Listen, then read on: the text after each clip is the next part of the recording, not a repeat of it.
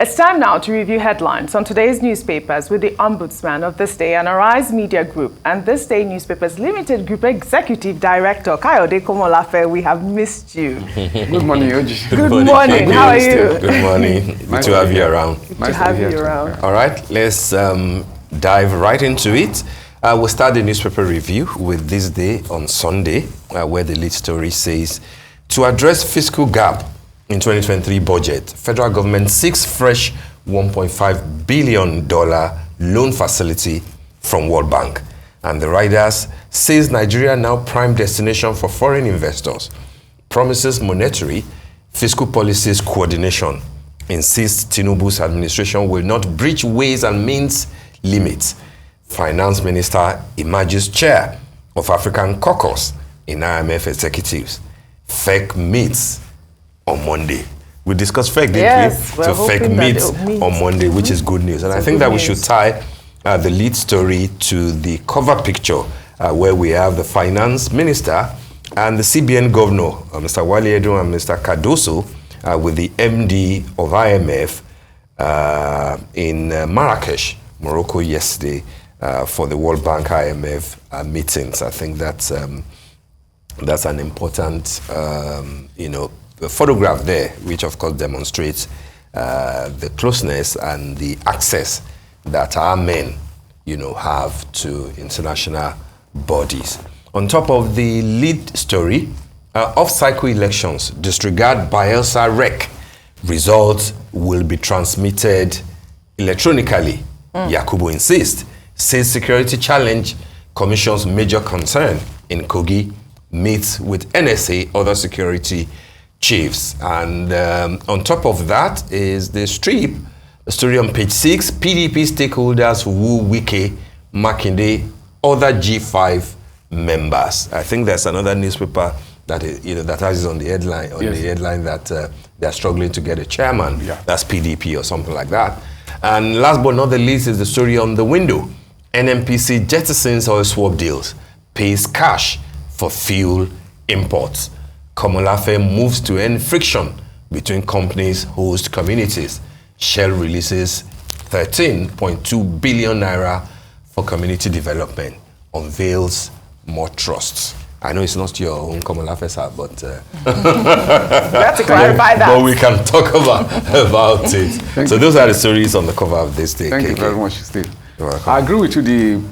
The front page photo of This Day aptly illustrates the lead story. You know? And the front page of This Day today is actually a mixture of both the economic and the political story. So it's balanced. Yeah. Because we say this day, the Sunday paper is the forte is both politics as well as economy. Yeah. So it comes out very well today. Now the front page story, I think it's welcome that you have some sharing news from the Minister of Finance and the coordinating minister for economy, Mr. Wale Edun. Like Oji was saying before we started the program, now he's now the chairman of the African caucus in the IMF executives. Some good news there. And also good news that is also promising, because I take it to be a promissory note that this, the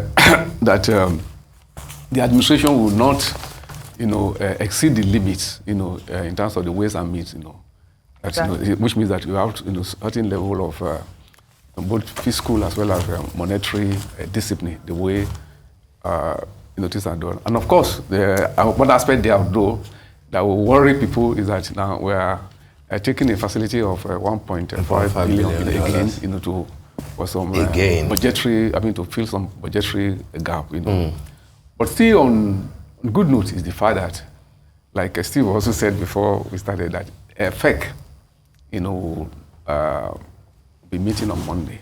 And one thing that should be said about this is that I think we should, there should be the turning of a new leaf, as it were.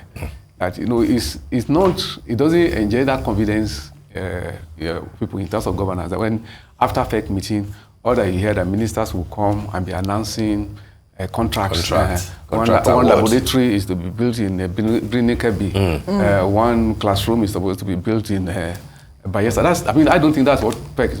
Rather, we should be able to have a feel of policy debate. Right. And from there you have policy articulation. That's right. Because if you are taking very serious policy measures, especially when you are facing a severe socioeconomic crisis, the government should up its ante in terms of policy articulation, to be able to mobilize the people and also stimulate debate. The government should be leading debate in terms of the options, the policy options, so that we'll know, what the trade-offs are. If you are asking people to make, sacrifices, then we'll be able to know exactly what is to be expected when the policy, is fully implemented. That's right. I think, such people encourage. Then on the political news, I think the thing to underline, the story is on the front pages of most of the other papers we are reviewing today, and that is that INEC Chairman Professor Mahmoud Yakubu is assuring that the off-season elections, in Bayelsa, in Kogi, and Imo, that they will be conducted according to the Electoral Act. I think that is the word there, and it's probably there. And I think also that pledge, I'm sure that Nigerians will hold him to account, on the basis of that particular. That is a bit confusing. Conducted according to the Electoral Act. And that's the biggest problem that we face during the presidential election. Because, here on the Guardian newspaper, it's reporting that the INEC chair says that the results must be transmitted electronically. That's a story in this day. The Guardian newspaper. Now, when I say it's a problem, it's because that we are in court because of that issue, and INEC has come out to say that the Electoral Act says that they have the wherewithal to decide how they transmit the results. So, are they promising that this will be electronically transmitted this time around? Because there needs to be clarity here. Yes, that's something that what we should underline there, what we should emphasize is the fact that the INEC chairman is saying that the election will be conducted according to the law.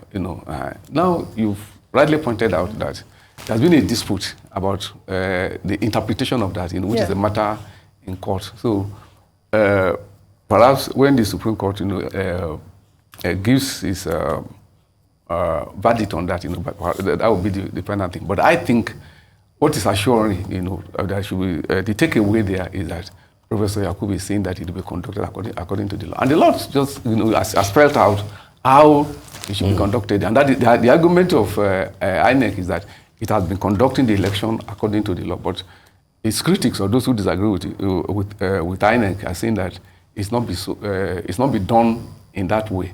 So the decision of the court in this respect, will be very significant at the end of the day. All right, let's see. Well, let's hope that they keep to this, their word here. Let's wait and see. Let's wait and see what will happen. That would be it's a determinant whether or not they are keeping to their word this time around. Should we go over to this day's style? The cover picture there is Olusegun Awolowo Jr. He's continuing a legacy. As we all know, he is the descendant of Chief Obafemi Awolowo. Did you know that? The grandson. All right. He has steeped in a legacy of leadership. Olusegun Awolowo carries the weight of history with grace. He's not just anyone. He's the proud grandson of the legendary Chief Obafemi Awolowo, a luminary in the Nigerian independence movement. Every step Segun takes echoes with the purpose of his forefathers. I think this would be a good read. On this day, this day's style, I would like. I love history. Definitely. I think the first thing to do is to say happy birthday to him, because that's cover story. Isn't it? Yes, sister. He turned 60 on September 27th. So it still is a birthday season. And to also say this, that I agree with you. Readers will find it very interesting. Because on his birthday, I think he sent out some notes to friends, and well-wishers, to join him in prayer. And in that note, saying that he's working on his biography, which is to be entitled "Judged by a Surname." And then when you put it in context of the fact that the big name Awolowo, that his own father, that is Olusegun Awolowo Senior. Yes. That Olusegun Awolowo Junior never met his father. He was born after his father's death. That's right. In 1963. Yes. So it's really, a very interesting read. So once again, happy birthday to him. Happy birthday to him. He also gave out his daughter, in wedding, and I think he deserves congratulations too. So it's a season of celebration. Absolutely. A season of celebration. I like that word that you mentioned. It's a book that we can't wait to read. I'm sure that he's got a whole lot to say. Judged by surname. Talking about judging by surname, we had a guest earlier today, and I had to ask him. He is the cousin of Lagos State Governor, and I was asking that same question off camera. Are you judged by your surname? Well,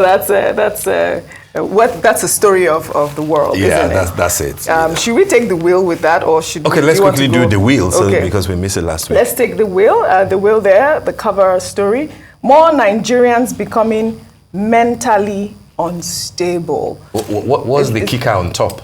Who's saying so? Prevailing. Who is saying? Prevailing economic hardship. Yes, exactly. Okay. That's the actual point.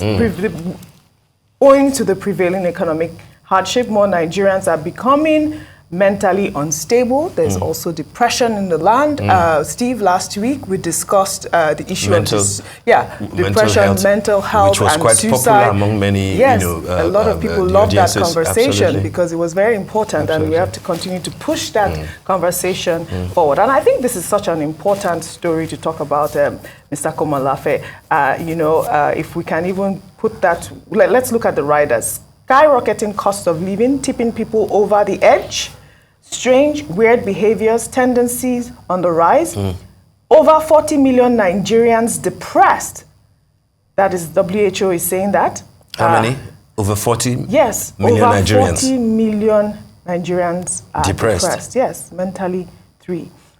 Implement National Mental Health Act now, experts are saying. I think it's such an important conversation to have. Yeah, indeed.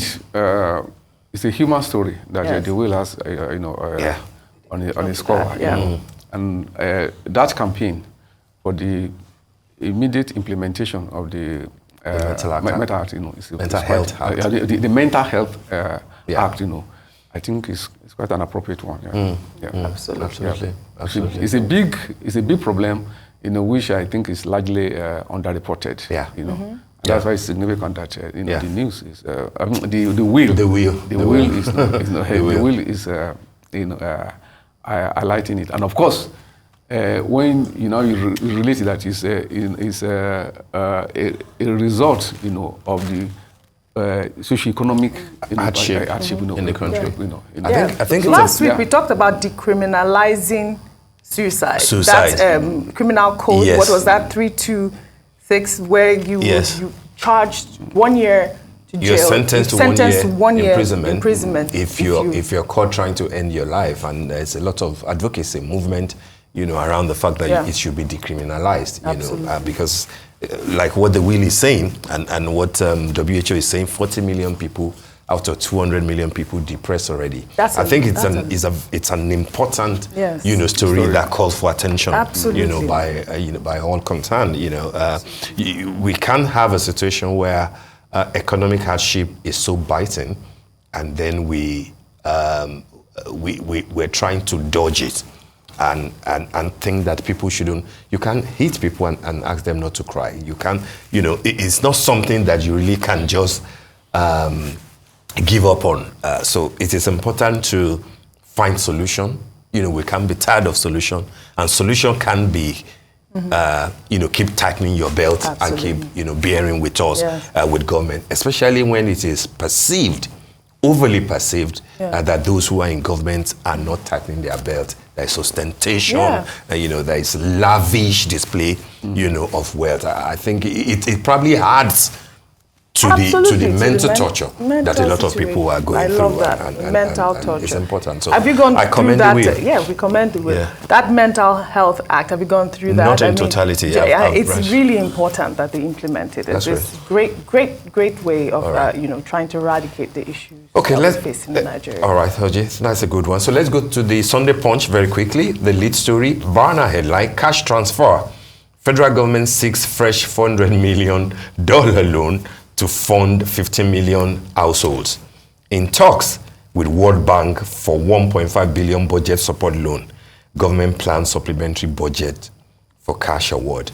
There are other interesting stories here, but I think that yes, we've discussed a bit of it on the cover of this day. But we thought that there would be a way around these ceaseless borrowings, but it looks like we haven't got any other way. I remember the Afrexim 3, oil for cash thing. $3 billion. $3 billion, just to stabilize the naira. Naira hasn't stabilized at all.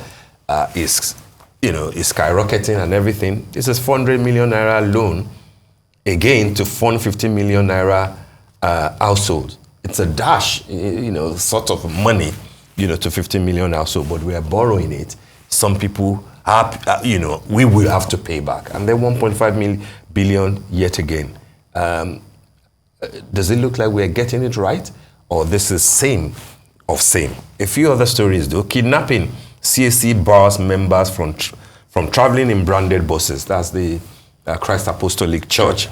So the issue of insecurity is still very out there, sadly. My parents' killers shouldn't bother seeking families' forgiveness.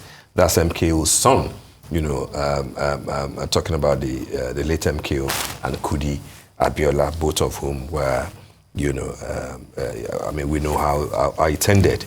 Many of Dad's colleagues in Nollywood abandoned him, Swara's daughter, and that's Yemi Adeyemi. Many people knew him as Swara.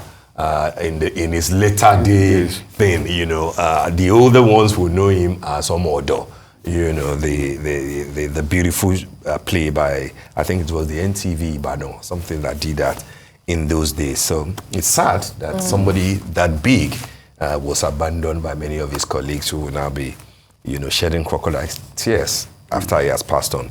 No warning before next strike. Labour tells federal government. That's on page 4 of the Punch. I hope that people will still believe Labour. I mean, we've heard that before, Steve. We've heard it, plenty of time. Yeah. BOT demands PDP National Secretary's resignation. So you guys are actually expecting. You're actually expecting a strike. We've heard the rhetoric. Expecting. You're not being fair to Labour if you say that. That was. Now you see the point you should get clear is that a strike is not a picnic.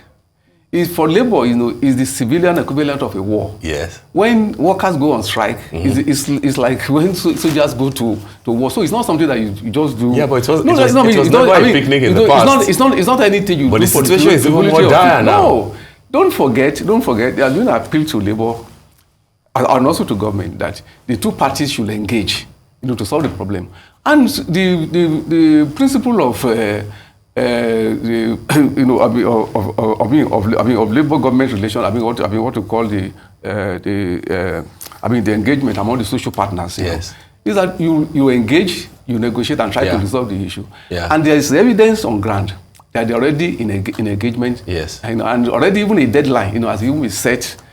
For to monitor the implementation of that. So the attitude should not be that we have had that before because they didn't go on strike. So we should not turn a strike to a festival, especially when you have just admitted from the analysis of other issue that. But the joke is on Labour. The joke is on Labour, not on the people who have had it. The joke is not on Labour. I'm saying that you are being unfair to Labour. I don't think so. Labour has been behaving responsibly by so why are they telling us there won't be any warning before next strike? And guess what? They said exactly the same thing. Last week. No, that is cynical. No, we're not being. I knew that's why you were cynical.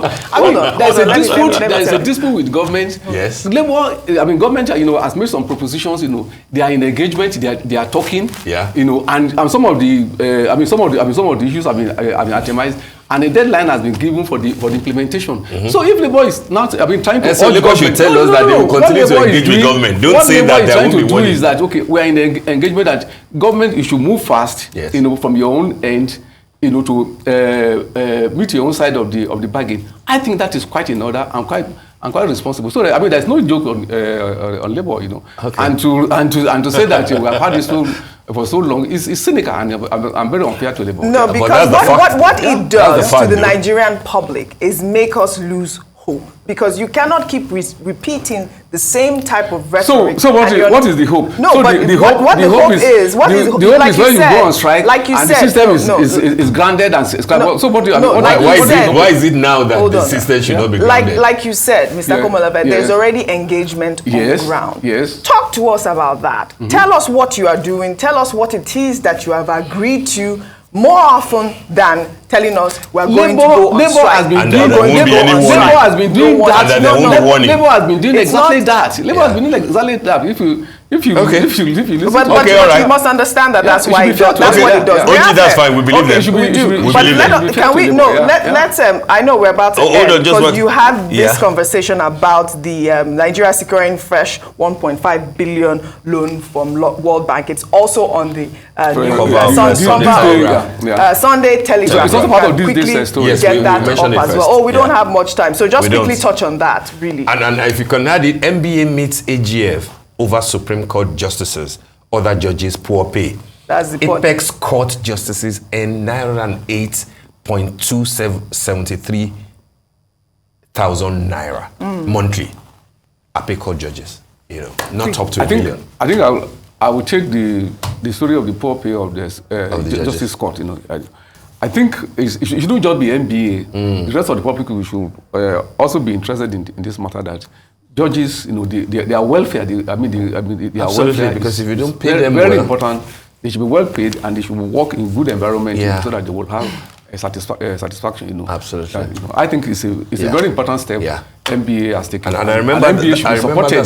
Absolutely. Supported, It's part of what the president should be decently treated. Yes, it's part of what the president also said, that if you're talking about corruption in the judiciary, have you considered what they take home and what their welfare is? So I think which is a very logical proposition. Absolutely. I think that's the best way to start first. Very engaging segment as always with you, Mr. Komolabe. This was fun. Thank you. Hope to see you next week. Thank you very much. We won't be hard on Labour today. Next time. Thank you very much. All right, that brings us to the end of the morning show today. Thank you for watching, and do stay safe. I'm Steve Ayorinde. And I'm Oji Okpe. From our entire team here in Lagos, Nigeria, enjoy the rest of your morning and, of course, the rest of your day. Goodbye.